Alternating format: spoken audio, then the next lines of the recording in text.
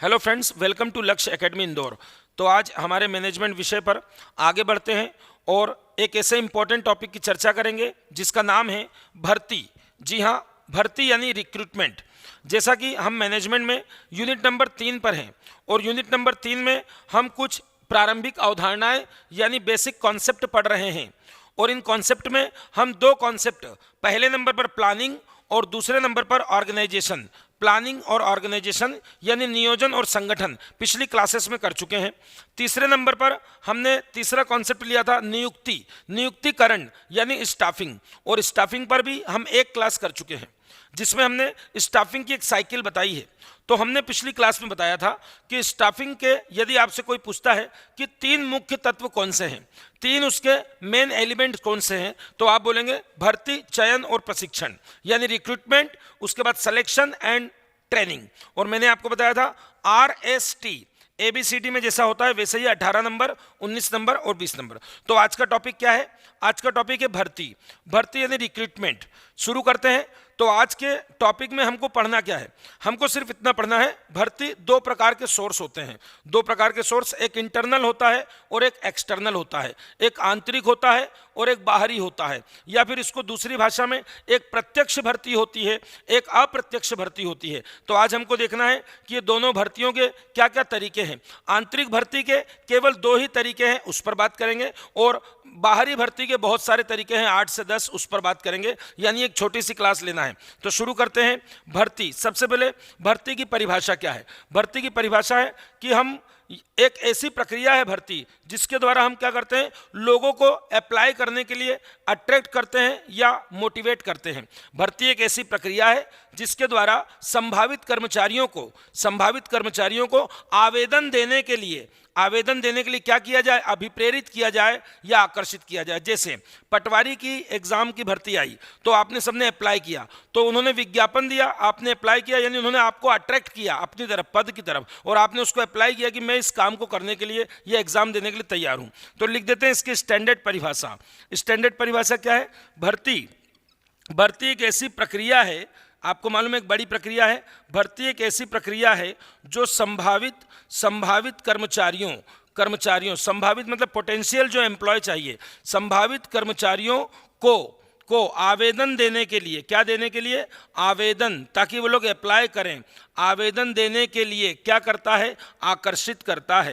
आकर्षित करती है। एक ऐसी प्रक्रिया है जो आवेदन देने के लिए या तो आकर्षित या प्रेरित, जो भी लिखे इंग्लिश में, अट्रैक्ट या मोटिवेट करे। किसके लिए? अप्लाई करने के लिए, आवेदन देने के लिए। यही इसकी स्टैंडर्ड परिभाषा है। भर्ती एक ऐसी प्रक्रिया है जो संभावित कर्मचारियों को आवेदन देने के लिए, उस काम को करने के लिए, आवेदन देने के लिए क्या करे? आकर्षित और प्रेरित करे। तो शुरू करते हैं। आज जो मेन पढ़ना है वो क्या है? वो ये पढ़ना है भर्ती के सोर्स क्या होते हैं। सोर्स यानी हिंदी में स्रोत। आपसे पूछेगा भर्ती के कितने स्रोत हैं, आप बोलेंगे भर्ती के केवल 2 स्रोत हैं, आंतरिक भर्ती और बाहरी भर्ती। लिख देते हैं इसको, यहां पर मिटा के लिख देते हैं। जो हमको आज मेन पढ़ना है वो है आंतरिक और बाहरी भर्ती क्या होता है। तो सबसे पहले आंतरिक भर्ती के बारे में याद रखेंगे। आंतरिक भर्ती का एक ही तरीका है, 2 ही तरीके हैं केवल, बाकी कोई तरीका नहीं है। लिख देते हैं, ये रही आंतरिक, ये इस साइड आंतरिक और इस तरफ बाहरी, ये आंतरिक भर्ती और ये बाहरी भर्ती। अब देखिए, आंतरिक कोई दूसरी भाषा में लिखेगा अप्रत्यक्ष, यहाँ प्रत्यक्ष मत कर देना, आप उल्टा मत कर देना, अप्रत्यक्ष या प्रत्यक्ष भर्ती दूसरी भाषा में भी लिख सकता है। या फिर बाहरी के लिए तीसरा नाम दे रहा हूँ, सीधी भर्ती भी कभी कभी इसको लिखता है, सीधी भर्ती। अब ध्यान रखेंगे, सबसे पहले आंतरिक के 2 ही रास्ते हैं। आंतरिक भर्ती करना है तो उसके 2 रास्ते हैं, या तो प्रमोशन या ट्रांसफर, प्रमोशन या फिर ट्रांसफर। तो लिख देते या तो P आएगा या T आएगा। हिंदी में लिख दें पदोन्नति, या तो पदोन्नति होगी या फिर हस्तांतरण, हस्तांतरण की जगह स्थानांतरण, ये ज़्यादा ठीक शब्द है, स्थानांतरण। तो बेटा ये 2 चीज़ें। आपसे पूछेगा आंतरिक भर्ती के कितने रास्ते हैं, कितने विकल्प हैं, तो आप बोलेंगे 2 विकल्प है, एक पदोन्नति इंग्लिश में प्रमोशन है, दूसरा स्थानांतरण इंग्लिश में ट्रांसफर है। और बाहरी भर्ती के 1 2 3 4 5 6 7 8 9 10, आपको 10 तरीके पढ़ाएंगे, अलग अलग छोटी छोटी बातें हैं, आपको सीखना है। चलें शुरू करते हैं। तो सबसे पहले स्थानांतरण की बात करते हैं। आपने बचपन से सुना है सर का ट्रांसफ़र हो गया। ट्रांसफ़र क्यों करते हैं और ट्रांसफ़र से क्या फ़ायदा होता है? देखिए, ट्रांसफर का पहले तो मतलब क्या होता है, एक व्यक्ति को एक कार्य से दूसरे कार्य पर लगाना, या तो आप ऐसा कहें, या फिर आप कहें एक विभाग से दूसरे विभाग में, डिपार्टमेंट टू डिपार्टमेंट, या फिर ऐसा कहें, या फिर किसी व्यक्ति को इंदौर से हटाकर भोपाल भेजना, आप बोलें सिटी टू सिटी ट्रांसफर करना, या तो ऐसा कहें। तो या फिर हमारे इंदौर में ही विजयनगर क्षेत्र है, वहाँ पे आपके कोई बैंक के मैनेजर है, उनका ट्रांसफर हो गया इंदौर में राजवाड़ा क्षेत्र में, मतलब एक ही शहर में आपने ब्रांच चेंज कर दी, शाखा। तो मैं लिख देता हूँ ट्रांसफर कैसे हो सकता है। ट्रांसफर डिपार्टमेंट टू डिपार्टमेंट भी हो सकता है, विभाग के विभाग में हो सकता है, फंक्शन टू फंक्शन भी हो सकता है, कार्य टू कार्य भी हो सकता है, सिटी टू सिटी यानी शहर से शहर में भी हो सकता है, ब्रांच टू ब्रांच भी हो सकता है, यानी शाखा से शाखा में भी हो सकता है। ये तो हो गई एकदम सामान्य बात, एग्जाम में नहीं आएगा, बस सीखना है, सारी चीज़ें सीखना है और स्वीकार करना है।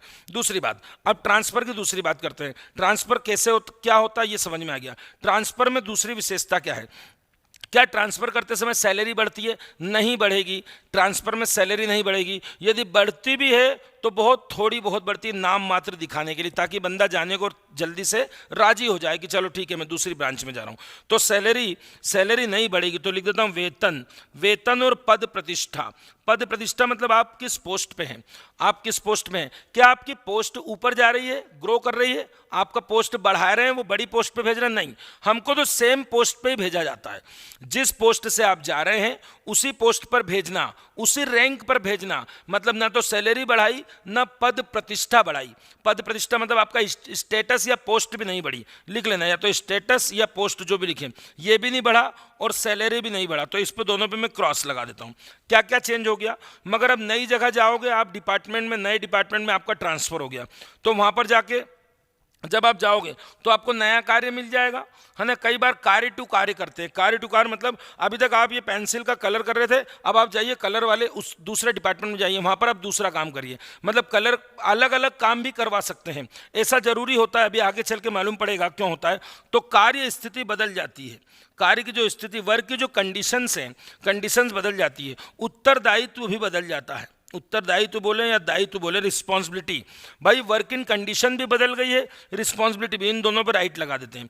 ये ट्रांसफर में होता है, ये ट्रांसफर होता है। दूसरी बात, अब ट्रांसफर करते क्यों हैं, आपको ये समझ में आ जाए क्यों करते हैं। पहला इसका कारण है कि कर्मचारी जो संगठन होता है वो अंदर से अपनी कमी और पूर्ति को मैनेज करता है। जैसे मान लीजिए मेरी एक कंपनी है, यहाँ पर 10 लोग काम कर रहे हैं, यहाँ पे 5 लोग कर रहे हैं, मगर इन 10 लोगों में से बड़े आराम से काम कर रहे हैं ये लोग, है ना, इसमें से 2 लोग एक्स्ट्रा हैं समझ लो, और इधर 5 लोग बहुत मेहनत से भी कर रहे हैं, तो टारगेट पूरा नहीं हो रहा, तो मैं इधर देख लूँगा, इधर कम है इधर ज़्यादा है, तो मैं इस विभाग से इस विभाग में 2 लोगों का ट्रांसफ़र कर दूंगा, 2 लोगों का ट्रांसफ़र कर दूंगा। मैं देखूंगा कि ये मेरी विजयनगर वाली कंपनी है, ये मेरी राजवाड़ा वाली कंपनी है, विजयनगर में स्टाफ ज़्यादा है, राजवाड़ा में कम है, तो मैं इनको इधर ट्रांसफ़र कर दूंगा। या फिर मैं सिटी टू सिटी, ये मैंने लिख दिया किस प्रकार से।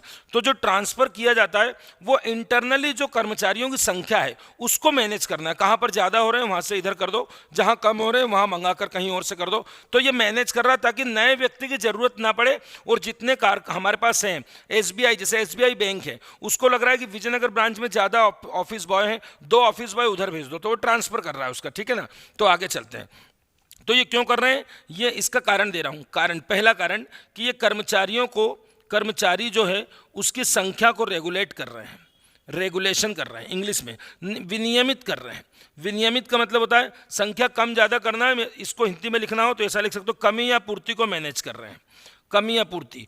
दूसरा क्यों कर रहे हैं, आपने कई बार देखा होगा कि कोई लेडी है मैडम, वो बैंक में मैनेजर हैं, अब उनके हस्बैंड का ट्रांसफ़र हो गया, अब वो जिस बैंक में वो दूर पड़ रहा है उनके हस्बैंड का ट्रांसफ़र कहीं और हो गया, तो वो जाके अपने मालिक से बोलेंगे, अपने ऑनर से बोलेंगे, अपने सीनियर से बोलेंगे कि प्लीज़ सर मेरा ट्रांसफ़र कर दो, सर प्लीज़ मेरा ट्रांसफ़र कर दो क्योंकि मेरे को बहुत दूर पड़ रहा है ना, ठीक है।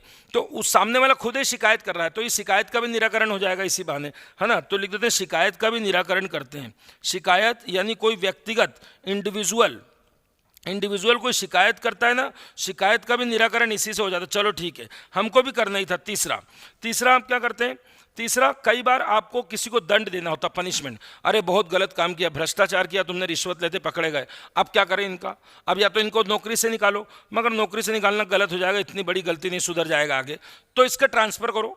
इसका ट्रांसफ़र ऐसी जगह करो कि इसको प्रॉब्लम हो थोड़ा, अभी बहुत अच्छी सिटी में काम कर रहा है, झाबुआ में करेगा किसी गाँव में, तो अपने आप सही हो जाएगा। तो कई बार पनिशमेंट के रूप में, दंड के रूप में भी इसका यूज़ कर लिया जाता है, दंड के रूप में या पनिशमेंट के रूप में भी।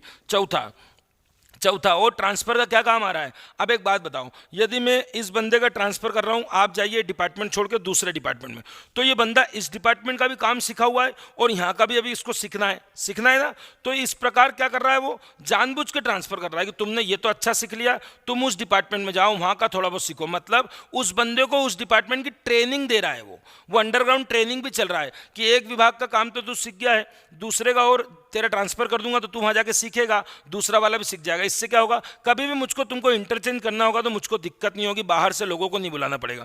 तो मैं बोलता हूँ डायरेक्ट ट्रेनिंग के रूप में भी कर सकता है। ट्रेनिंग यानी प्रशिक्षण का भी एक इंस्ट्रूमेंट है, इंस्ट्रूमेंट ऑफ ट्रेनिंग बोल सकते हो आप इसको। Transfer is a instrument of training. ये सब ट्रांसफर के बारे में मैंने बताया। आपने सुना बचपन से कि सर का ट्रांसफर हो गया, डिपार्टमेंट से डिपार्टमेंट हो सकता है, फंक्शन टू फंक्शन, कार्य से कार्य, city to city, branch to branch, और इसमें सैलरी नहीं बढ़ती भी है तो नाम मात्र की आप बोलेंगे नहीं बढ़ती है, पद प्रतिष्ठा बहुत नहीं बढ़ती है, जिस रैंक पर रहता है उसी रैंक पर रहता है, वो स्टेटस रहता है इसका, उसका स्टेटस लिख दें।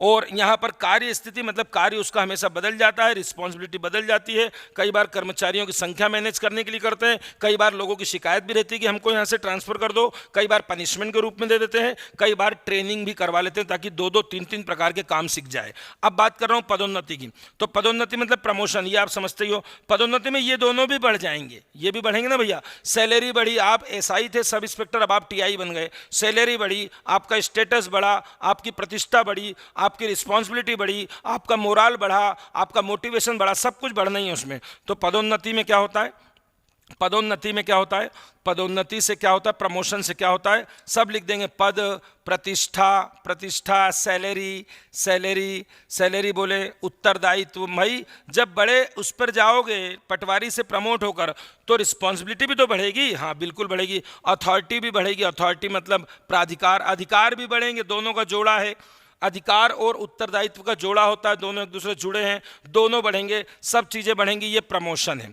प्रमोशन से भी आप क्या कर रहे हो, अंदर से ही भर्ती कर रहे हो। हम क्या पढ़ रहे हैं, अंदर से भर्ती। अंदर से भर्ती का मतलब बाहर के व्यक्ति को कंपनी में नहीं आना है, कंपनी के अंदर ही मैनेज कर रहा है। तो 2 रास्ते, या तो प्रमोशन से मैनेज कर ले या फिर किससे मैनेज कर ले, ट्रांसफर से मैनेज कर ले। अब बात आती है कि आंतरिक जो हम पढ़ चुके हैं, जो हमने पढ़ी ट्रांसफर और प्रमोशन, इन दोनों में इसमें आंतरिक में क्या फ़ायदे हैं, इसके फायदे क्या हैं, इसके नुकसान क्या हैं, तो आप इतना तो समझते ही हैं। सिर्फ एक एक लाइन की छोटी छोटी चीज़ें हैं, मैं आपको बता देता हूं, आप इसको सुन लीजिए, बस रटने की कोई ज़रूरत नहीं है। मगर बाहरी या प्रत्यक्ष भर्ती में जब हम पढ़ेंगे तो इसमें थोड़ा सा हमको याद करना पड़ेगा। तो शुरू करते हैं सबसे पहले कि इसमें क्या कमी है, क्या गुण है, क्या दोष है, या फिर क्या नुकसान और फायदे हैं। उसके बाद आगे बढ़ते हैं बाहरी भर्ती पर। तो आगे बढ़ते हैं और देखते हैं कि आंतरिक भर्ती प्रक्रिया, जो आंतरिक भर्ती, इसके क्या क्या फायदे हैं। तो सीधी सी बात है, पहले नंबर पे ये फायदा है कि यदि आप पटवारी बन रहे हैं और आपको ये कंफर्म है कि आपका प्रमोशन होगा,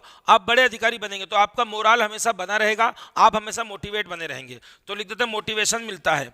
मोटिवेशन मिलता है कर्मचारियों को, यानी कर्मचारियों को हमेशा अभिप्रेरणा मिलती है, या उनका मनोबल ऊंचा बना रहता है, या मोराल उनका हमेशा बढ़ा हुआ रहता है। दूसरा, अब अंदर से भर्ती ले रहा है, मतलब अपने कर्मचारियों को या तो प्रमोशन के माध्यम से या ट्रांसफर के माध्यम से, तो क्या होगा, ये प्रक्रिया बड़ी सरल है। तो लिख देते हैं चयन प्रक्रिया इसमें बड़ी सरल है। जो सिलेक्शन का प्रोसेस है वो बहुत इजी है, सिलेक्शन का प्रोसेस बहुत इजी है। तीसरा भाई, यदि कहीं बाहर से आप करेंगे, बाहर से नए व्यक्ति आएंगे, तो नए व्यक्ति को सबसे पहले कंपनी के बारे में बताओ और कंपनी के पुराने लोगों से परिचय कराओ, इंट्रोडक्शन कराओ। याद है आपको इस कार्य को मैंने क्या बोला था, अनुस्थापन, किसी को याद आ रहा हो तो। अनुस्थापन मतलब मैंने क्या बताया था इंग्लिश में, ओरिएंटेशन मतलब क्या करो, नया बंदा आया उसको पहले दिखाओ ये हमारी कंपनी है, हमारे यहाँ की पॉलिसी है, ये नीति है, ये हमारे शर्मा जी हैं, ये हमारे खान सर है, सबसे इंट्रोडक्शन कराओ ताकि उसका सोशलाइजेशन हो सके। अनुस्थापन भी सरल हो जाता है, यहाँ पर इजी हो जाता है। ओरिएंटेशन जो होता है वो भी इजी हो जाता है। क्यों हो जाता है? क्योंकि नया व्यक्ति तो कोई आ ही नहीं रहा। कंपनी में प्रमोशन किसका हुआ? जो ऑलरेडी कंपनी में काम कर रहे थे। ट्रांसफर किसका हुआ? जो ऑलरेडी हमारी कंपनी में काम कर रहे थे बीएसएनएल में। तो भाई उनको कोई नई चीज बताने की जरूरत नहीं पड़ती है। चौथे नंबर पे आप बोलेंगे सस्ता है। सस्ता तो हो गई, जब आपने प्रमोट कर लिया, अंदर से कर्मचारी ले लिए, बाहर आपको विज्ञापन नहीं देना पड़ा, भर्ती नहीं निकालना पड़ी, एग्जाम नहीं लेना पड़ी, तो सस्ता तो होगा ही होगा। दूसरी बात मैंने बताया ट्रांसफर से, आप ट्रांसफर वाले पॉइंट यहां लिख सकते हो। ट्रांसफर से आप क्या कर रहे थे याद है? एक बंदे को एक कार्य छोड़वाकर दूसरे कार्य पर भेज रहे हैं, मतलब उसको कहीं ना कहीं अंडरग्राउंड ट्रेनिंग दी जा रही है। तो प्रशिक्षण का एक उपकरण भी है। ट्रांसफर जो है वो प्रशिक्षण यानी ट्रेनिंग का उपकरण है, यानी ट्रेनिंग का इंस्ट्रूमेंट है। इंस्ट्रूमेंट, ट्रेनिंग का इंस्ट्रूमेंट है। क्या है? क्या है इसके बारे में आप बोल रहे हैं? हम स्थानांतरण के बारे में बोल रहे हैं, ट्रांसफर के बारे में बोल रहे हैं। ट्रांसफर से प्रशिक्षण भी दिया जा सकता है। छठे नंबर पर इसके बाद आप मन से ट्रांसफर वाले 2 पॉइंट भी लगा सकते हैं इसमें, कि शिकायतों को दूर किया जाता है। कई बार क्या किया जाता है? शिकायतों को दूर किया जाता है। कई लोगों की शिकायत होती है कि हमको यहाँ काम नहीं करना, हमको दूर पड़ रहा है, तो हमारा ट्रांसफर कर दो। तो ट्रांसफर उसके लिए भी एक मीडियम बनता है। दोष क्या? मन से लिखना है, सब कुछ याद वाद नहीं करना है, सिर्फ चीजों को समझना है। दोष क्या हो सकते हैं? आप खुद ही बताइए क्या दोष हो सकते हैं। भैया नई भर्ती निकली नहीं है ना, नई भर्ती नहीं, मान लो आपकी पटवारी की तो नई भर्ती निकली, मान लो 10-20 पटवारी की जरूरत होती, तो हम वहां पर यदि किसी बंदे को, उसी विभाग के किसी बंदे को हम सिलेक्ट कर रहे हैं, तो बाहर वालों को मौका नहीं मिलेगा, तो नया टैलेंट नहीं आ पाएगा, नई प्रतिभा नहीं आएगी, प्रतिभा नहीं आएगी। नई प्रतिभा मतलब नया टैलेंट, ये दोष है इसके। दूसरी बात ये बताओ कि जब आपको मालूम है कि इसका दोष भी मन से बना लेंगे, जब हमको मालूम है कि हमारा प्रमोशन होना है और 10 साल में प्रमोट होकर टीआई बन जाएगा, जो भी 2 स्टार है 10 साल में प्रमोट होकर टीआई बनेगा, यदि ये फिक्स है, तो उसमें व्यक्ति में अकर्मण्यता आती है। मतलब वो काम नहीं करता, बोले बाहर में जाए, काम करूं या नहीं करूं तो भी मेरा प्रमोशन तो पक्का ही है ना, 10 साल में हो जाएगा। तो अकर्मण्यता आ जाती है इससे, मतलब इंडोलेंस आ जाता है उसमें, अकर्मण्यता आ जाती है। दूसरी बात, जो आपका कॉम्पिटिटिव माहौल है, कॉम्पिटिटिव माहौल खत्म हो जाता है। तो प्रतियोगिता की भावना भी कम होती है लोगों में। क्यों कम होती है? सोचिए भाई, यदि हमारा प्रमोशन होना ही है तो हम क्यों एक दूसरे से कंपटीशन करें? तू भी, तेरा भी हो जाएगा 10 साल में, मेरा भी हो जाएगा। तो इनमें बीच में कोई कंपटीशन नहीं रहता, जिससे वर्क परफॉर्मेंस पर प्रभाव पड़ता है। अब बात करते हैं बाहरी भर्ती की, क्योंकि बाहरी भर्ती में 7-8 तरीके हैं, उसको आपको देखना पड़ेगा। इसको मिटा देते, कोई इंपॉर्टेंट नहीं है, सिर्फ एक बार देख लेंगे। चीज़ें यदि समझ में आ गई हैं तो रटने की कोई ज़रूरत नहीं है। वहाँ पर जब ऑप्शन आएगा आपकी एग्जाम में, तो आप उसको शब्दों को पढ़कर ही आराम से उत्तर लगा देंगे, मगर ध्यान से पढ़ेंगे। आगे अब बात कर रहे हैं बाहरी भर्ती। बाहरी भर्ती के बारे में क्या याद रखना है? इसमें कुछ चीज़ें याद रखना है। तो शुरू हो जाइए बाहरी भर्ती। इसके 10 पॉइंट है, एक एक करके 10 के 10 समझा देते हैं। 2, 3, 4। सबसे पहले का नाम है प्रत्यक्ष भर्ती। अब आप सोचेंगे अभी तक तो उसको बोल रहे थे प्रत्यक्ष भर्ती। हमने आपको बोला है प्रत्यक्ष भर्ती, ये खुद बाहरी भर्ती जो है, इसका खुद का ही नाम प्रत्यक्ष भर्ती भी है, मगर इसके अंदर एक टाइप भी प्रत्यक्ष भर्ती है। ये सबको प्रत्यक्ष बोल सकते हैं, पूरी 10 जो हैं ये प्रत्यक्ष ही हैं, मगर इसके अंदर एक और आएगा डायरेक्ट रिक्रूटमेंट। तो इसके लिए समझ लीजिए ये क्या है, आराम से समझा देते हैं। मान लीजिए कोई कारखाने में आपने देखा होगा, कोई कारखाने में 10-20 लोगों की जरूरत, मजदूरों की जरूरत है, कोई नया काम आ गया, तो क्या करेगा कारखाने वाला? कारखाने के गेट पे ही बड़ा सा नोटिस बोर्ड लगा देगा, श्रमिक चाहिए, श्रमिकों की आवश्यकता, संपर्क करें। और क्या करेगा? उसमें तारीख दे देगा कि 11 तारीख को सभी लोग 10 बजे, जो भी इच्छुक हैं काम करने के, वो 10 बजे आइए। तो भैया सभी लोग आ जाएंगे 11 तारीख संडे को 10 बजे। संडे को 10 बजे आ गए, 11 तारीख को 10 बजे आ गए। अब वहीं पर खड़ा होके ऑनर या मैनेजर क्या करेगा? हाँ आप लोग आ गए 200 लोग, चलिए, आप वहीं पर वो चयन कर लेगा और वहीं से ले जाएगा। ये सबसे सस्ता है, सबसे बढ़िया है। भैया कंपनी के बाहर ही चिपका दो कि 4 सेल्समैन की जरूरत है, 2 टाइपिस्ट की जरूरत है, 3 स्वीपर की जरूरत है, 3 गार्ड की जरूरत है, 2 ड्राइवर की, ऐसा लिख दो वहां पर, ठीक है। तो इसको ही बोलते हैं डायरेक्ट भर्ती। मगर इसकी विशेषता क्या है? इसकी विशेषता, ये कोई बड़े लेवल पे नहीं होगा। जब मजदूर चाहिए हों, जिनके पास कोई स्किल की जरूरत नहीं है, अकुशल मजदूर हों या रोज दिहाड़ी वाले मजदूर, रेती गिट्टी का काम करने वाले मजदूर जो भी करते हैं, तो वो मजदूरों के लिए ठीक है, बड़े पोस्ट के लिए ठीक नहीं है। तो लिख देते हैं अकुशल श्रमिकों के लिए। पहले तो इसको याद रखना क्या कर रहा है, ये स्थान पर ही कर रहा है। स्थान पर मतलब अपनी कंपनी पर ही विज्ञापन लगा रहा है, विज्ञापन लगा रहा है, सबको, किसी को टाइम दे रहा है, सबको टाइम दे रहा है और उसी अपनी कंपनी पर बुलाकर उनका चयन कर रहा है, उनकी भर्ती कर रहा है। इसका मतलब ये सबसे सस्ता है। क्यों सबसे सस्ता है? क्योंकि इसने विज्ञापन कहाँ लगाया? एक एक पेज का विज्ञापन, 2 रुपए का विज्ञापन उसने बोर्ड पे ही लगा दिया, कोई पैसे नहीं लगे। तो लिख भी सकते हो विज्ञापन लागत इसमें शून्य है, विज्ञापन लागत शून्य है। ये चीजें यदि वहां पर आएंगी, प्रत्यक्ष भर्ती क्या है तो कंफ्यूज मत हो जाना। प्रत्यक्ष भर्ती का मतलब आपने अपने ऑफिस के बाहर ही चिपका दिया कि हमको ड्राइवर की जरूरत है, 11 तारीख को सभी लोग इसी पते पर आकर मिले, मतलब जहां पर चिपकाया वहीं अपने कारखाने में बुला लिया, वहीं पर उसका इंटरव्यू ले लिया, आपको जो जो टेस्ट करना था वो कर लिए और आपने उसको वहीं पर ज्वाइन करा लिया।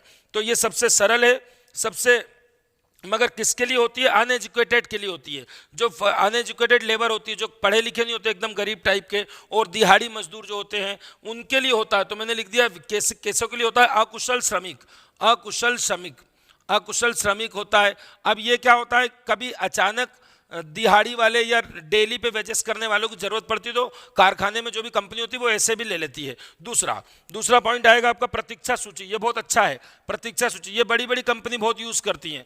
प्रतीक्षा सूची आपसे बोले क्या है तो आप बोले वेटिंग लिस्ट है। ये वेटिंग लिस्ट कैसे होती है? जैसे मैं हूं, मेरा एक कॉलेज है, मेरी एक कोचिंग है, मेरी कोचिंग में क्या होता है, एक महीने में या तो मेरे पास फ़ोन आते हैं या फिर मेरे पास बायोडाटाज आते हैं, कई सारे टीचर्स आते हैं, मैं बायो पढ़ाऊंगा, मैं मैथ्स पढ़ाऊंगा, मैं संविधान पढ़ाऊंगा।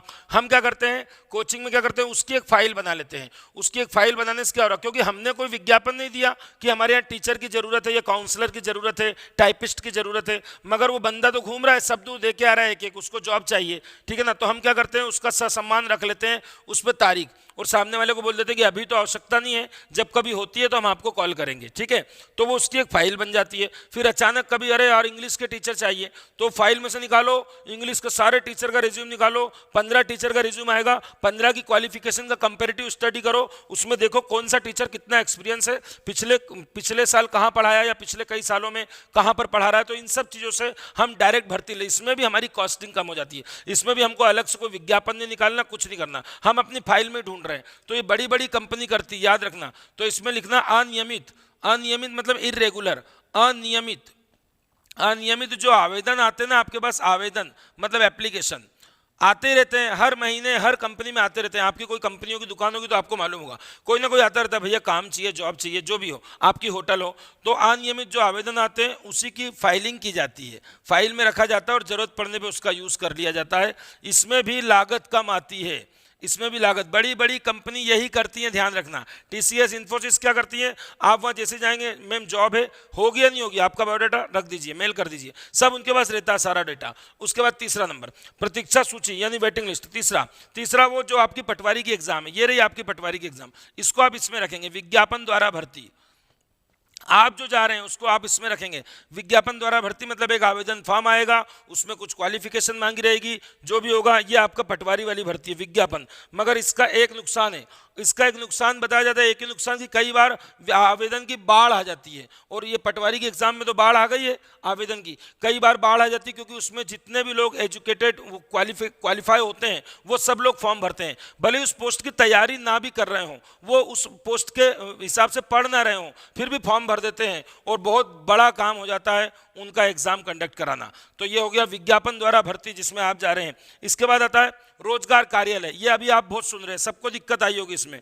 रोजगार कार्यालय, हमारे एमपी में क्या होता है, व्यापम का फॉर्म भरना है तो आपकी एक प्रोफाइल बनानी जरूरी। क्यों बना रहे हैं, क्या उद्देश्य क्या है इसका?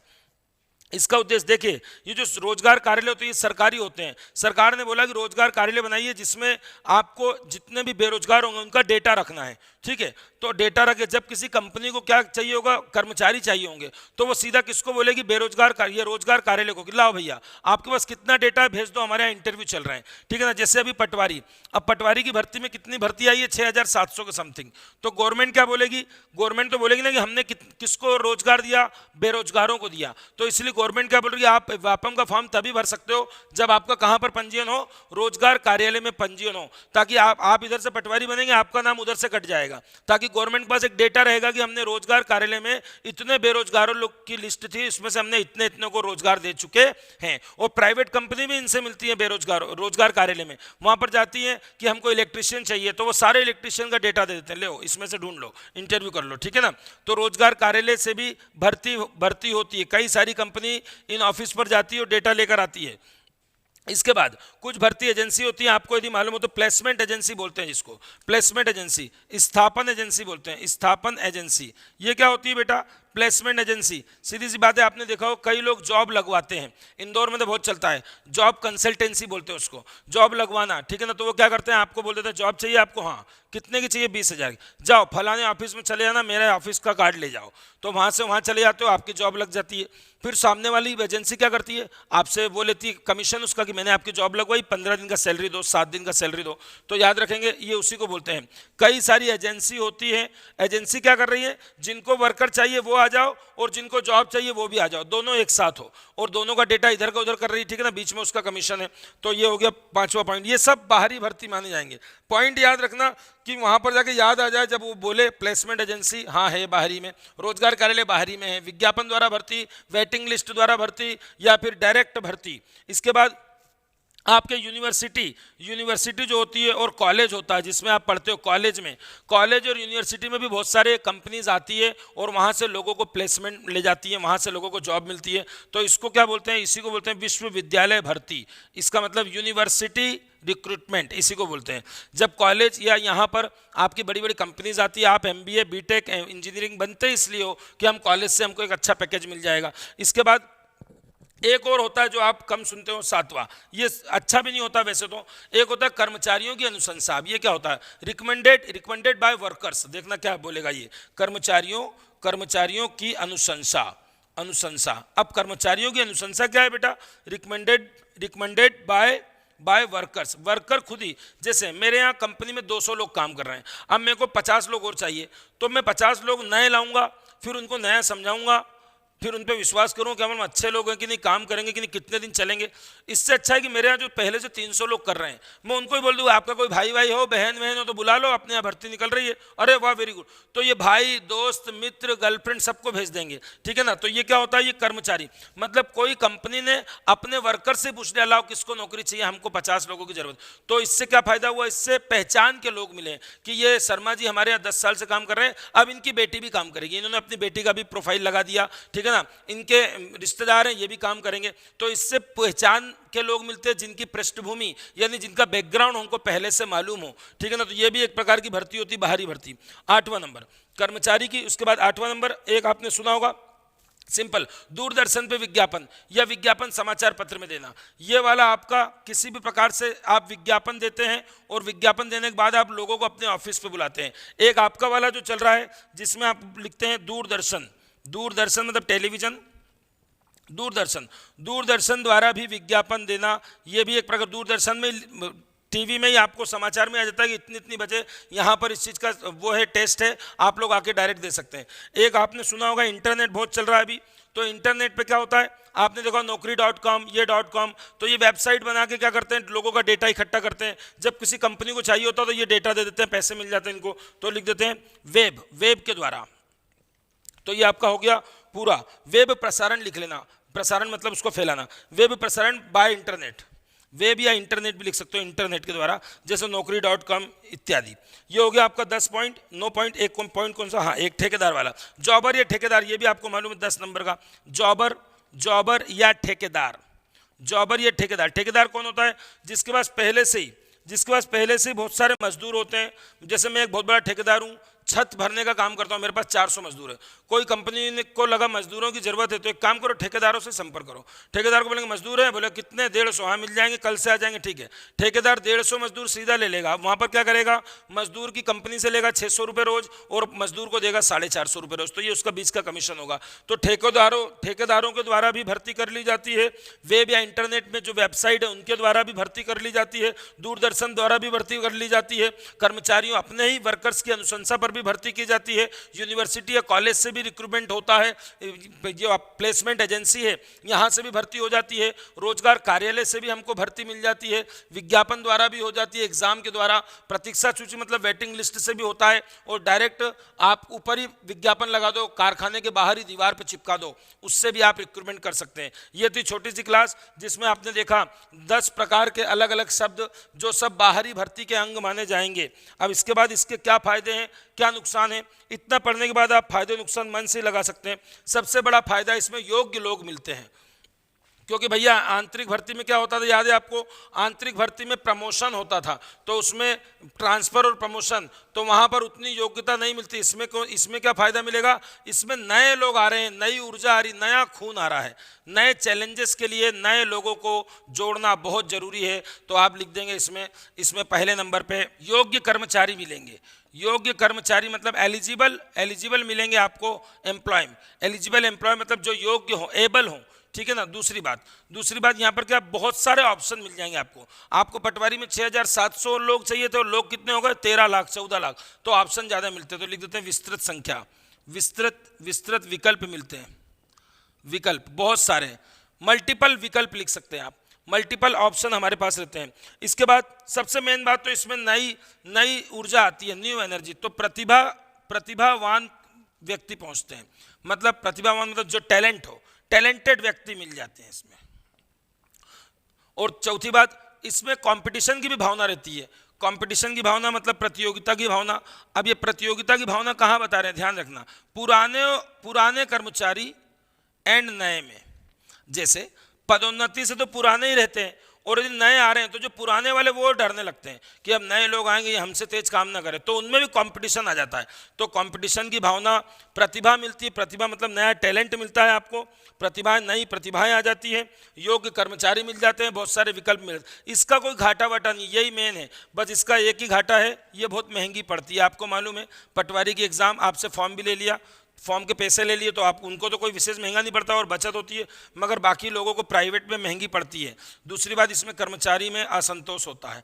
क्यों नहीं होगा भाई, नए लोगों को करेंगे और उसको जब नई भर्ती आएगी तो जो पुराने कर्मचारी वो क्या बोलेंगे, अरे यार मैं सोच रहा था मेरा अच्छा वाला प्रमोशन होने वाला है, नई भर्ती आ गई है, प्रमोशन नहीं होगा मेरा, ठीक है ना। तो प्रमोशन लेट होता है, तो ये दो ही नुकसान है, पुराने कर्मचारियों में असंतोष आता है, पुराने कर्मचारियों में क्या होता है, अनसेटिस्फेक्शन होता है, और ये प्रक्रिया महंगी है। वरना इसके सारे फायदे हैं, और फायदे नुकसान आपको रटना नहीं है, आपको सिर्फ 2 4 5 शब्दों का ध्यान रखना है। अनुस्थापन क्या होता है, डायरेक्ट भर्ती क्या होती है, प्रतीक्षा सूची क्या होती है, कौन सा बाहरी है, कौन सा आंतरिक है। तो ये हो गई छोटी सी क्लास जिसमें हमने बात की आंतरिक और बाहरी भर्ती की। अब एक 5 मिनट के ब्रेक के बाद हम बात करेंगे चयन की, और चयन की प्रक्रिया की। जब तक के लिए जय हिंद, जय भारत।